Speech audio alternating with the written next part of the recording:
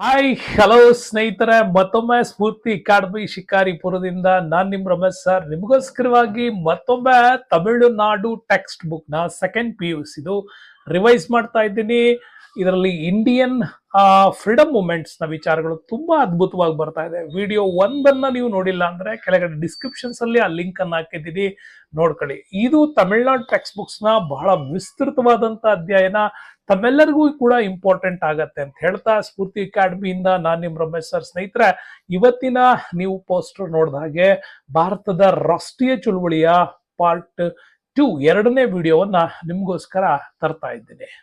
ಸ್ನೇಹಿತರೆ, very important ಆಗಿರ್ತಕ್ಕಂತಹ videos ವಿಚಾರಗಳಿಗೆ ಬರ್ತಾ ಇದ್ದೀವಿ ನೋಡಿ. ಇದು ಹಿಂದಿನ ವಿಡಿಯೋವನ್ನ ಕಂಟಿನ್ಯೂ ಮಾಡೋದಾದ್ರೆ, ಈ ವಿಡಿಯೋದಲ್ಲಿ ಮದ್ರಾಸ್ ನಿವಾಸಿಗಳ ಸಂಘ, ಮದ್ರಾಸ್ ಮಹಾಜನ್ ಸಭೆ, ಭಾರತ ರಾಷ್ಟ್ರೀಯ ಕಾಂಗ್ರೆಸ್, ದಕ್ಷಿಣ ಭಾರತದಲ್ಲಿ ಗಜುಲಾ ಲಕ್ಷ್ಮಿ ಅರಸು ಮಾಡಿರ್ತಕ್ಕಂಥ ಸಾಧನೆಗಳು, ಸುರೇಂದ್ರನಾಥ್ ಬ್ಯಾನರ್ಜಿ ಮತ್ತೆ ಬಾಲ್ ಗಂಗಾಧರ್ ತಿಲಕ್, ಇಂಥ ಅಭೂತಪೂರ್ವವಾದಂತ ವಿಚಾರಗಳು ನಿಮ್ಗೆ ತಮಿಳುನಾಡು ರಾಜ್ಯ ಪಠ್ಯ ಪುಸ್ತಕದಲ್ಲಿ ಇವು ಸಿಗ್ತಾ ಹೋಗ್ತವೆ. ವೆರಿ ಇಂಪಾರ್ಟೆಂಟ್ ಆಗಿರ್ತಕ್ಕಂಥ ವಿಡಿಯೋ ಸ್ನೇಹಿತರೆ. ಸೊ ವಿಡಿಯೋಗಳು ತುಂಬಾ ಇಂಪಾರ್ಟೆಂಟ್ ಆಗಿ ಬರಬೇಕು ಅಂತಂದ್ರೆ ನಾನು ನಿಮ್ಗೆ ಹೇಳಿದೆ, ನಮ್ಮ ಚಾನಲ್ನ ಬಿಗ್ಗೆಸ್ಟ್ ಡಿಜಿಟಲೈಸ್ ಮಾಡುವಂತ ಒಂದು ವ್ಯವಸ್ಥೆಯಲ್ಲಿ ಇದ್ದೀವಿ. ಅಂತ ಒಂದು ಇಂಪಾರ್ಟೆಂಟ್ ಚಾನಲ್ಗಳನ್ನ ನೀವು ಸಪೋರ್ಟ್ ಮಾಡಬೇಕು ಅಂದ್ರೆ ನಮ್ಮ ಗೂಗಲ್ ಪೇ ಕಾಣ್ತಾ ಇದೆ, ಹಾಗೇನೆ ನಮ್ಮ QR ಕೋಡ್ ಕಾಣ್ತಾ ಇದೆ. ಇದಕ್ಕೆ ಸ್ಕ್ಯಾನ್ ಮಾಡೋದ್ರ ಮುಖಾಂತರ ಹೆಲ್ಪ್ ಮಾಡ್ತೀರಿ ಅಂತ ಅನ್ಕೊಂಡಿದ್ದೀನಿ. ಬನ್ನಿ ವಿಚಾರಕ್ಕೆ ಹೋಗೋಣ.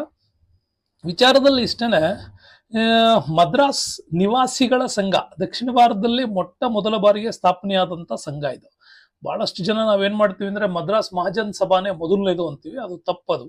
ಯಾಕಂದ್ರೆ ಗಜುಲಾ ಲಕ್ಷ್ಮೀ ನರಸು ಅವರು 1852ರಲ್ಲಿ ಈ ಮದ್ರಾಸ್ ನಿವಾಸಿಗಳ ಸಂಘವನ್ನ ಸ್ಥಾಪನೆ ಮಾಡ್ತಾರೆ. ಸ್ಥಾಪನೆ ಮಾಡಿದ ಉದ್ದೇಶ ಏನು ಅಂತಂದ್ರೆ, ಕಂದಾಯ ಇಲಾಖೆ, ಶಿಕ್ಷಣ ಇಲಾಖೆ ಮತ್ತು ನ್ಯಾಯಾಂಗ ಇಲಾಖೆಗಳು ಇವು ಭಾರತದಲ್ಲಿ ಏನ್ ಭಾರತೀಯರಿಗೆ ಆಗ್ತಾ ಇರತಕ್ಕಂಥ ಸಮಸ್ಯೆಗಳ ಬಗ್ಗೆ, ಇವ್ರು ಕೊಡ್ತಾ ಇರುವಂತ ಸಮಸ್ಯೆಗಳ ಬಗ್ಗೆ, ಇದರಿಂದ ಹಿಂಸೆಗೆ ಹೋಗಿರ್ತಕ್ಕಂಥ ನಮ್ಮ ಕೃಷಿ, ಶಿಕ್ಷಣ ಮತ್ತು ನ್ಯಾಯಾಂಗ ವ್ಯವಸ್ಥೆ, ಇದರ ಸಮಸ್ಯೆಗಳನ್ನ ಇಂಗ್ಲೆಂಡ್ ಅಲ್ಲಿ ನಾವು ಸಂಸತ್ತಿಗೆ ತಿಳಿಸ್ಬೇಕು ಅನ್ನೋ ಉದ್ದೇಶದಿಂದಾಗಿನೇ ಈ ಒಂದು ಗಜುಲಾ ಲಕ್ಷ್ಮೀ ನರಸು ಅವರು ಈ ಸಂಸ್ಥೆಯನ್ನ ಸ್ಥಾಪನೆ ಮಾಡ್ತಾರೆ. ಹಾಗಾಗಿ ಈ ಸಂಸ್ಥೆಯ ಸ್ಥಾಪನೆಯೊಂದಿಗೆ ದಕ್ಷಿಣ ಭಾರತದಲ್ಲಿ ಮೊದಲ ಸಂಘಟನೆಯೊಂದು ಓಪನ್ ಆಗತ್ತೆ. ಹಾಗಾಗಿ ಈ ಸಂಘಟನೆ ಬಗ್ಗೆ ನಾವು ಹೇಳೋದಾದ್ರೆ ಮದ್ರಾಸ್ ನೇಟಿವ್ ಅಸೋಸಿಯೇಷನ್ಸ್ ಅಂತ ಕರಿತೀವಿ. 1852 ಫೆಬ್ರವರಿ 26ರಂದು ಈ ಒಂದು ಸಂಘಟನೆ ಆರಂಭ ಆಗತ್ತೆ. ಸೊ ಇದರ ಉದ್ದೇಶ ಇಷ್ಟೇನೆ, ಈಗ ಹೇಳ್ದಂಗೆ ಭೂಮಾಲೀಕರಿದ್ರು, ಮತ್ತೆ ಇಲ್ಲಿನ ವ್ಯಾಪಾರ ವರ್ಗದವರ ಸಂಸ್ಥೆಗಳಿದ್ವು, ಇಲ್ಲಿ ಕಂದಾಯ ಇಲಾಖೆ, ಶಿಕ್ಷಣ ಸಂಸ್ಥೆ, ನ್ಯಾಯಾಂಗ ಕ್ಷೇತ್ರದಲ್ಲಿ ಕಂಪನಿ ಮಾಡ್ತಿರ್ತಕ್ಕಂಥ ತೊಂದರೆಗಳ ವಿರುದ್ಧ ಅವರ ಕುಂದು ಕೊರತೆಗಳನ್ನ ವ್ಯಕ್ತಪಡಿಸಬೇಕು ಅನ್ನೋ ಕಾರಣಕ್ಕಾಗಿ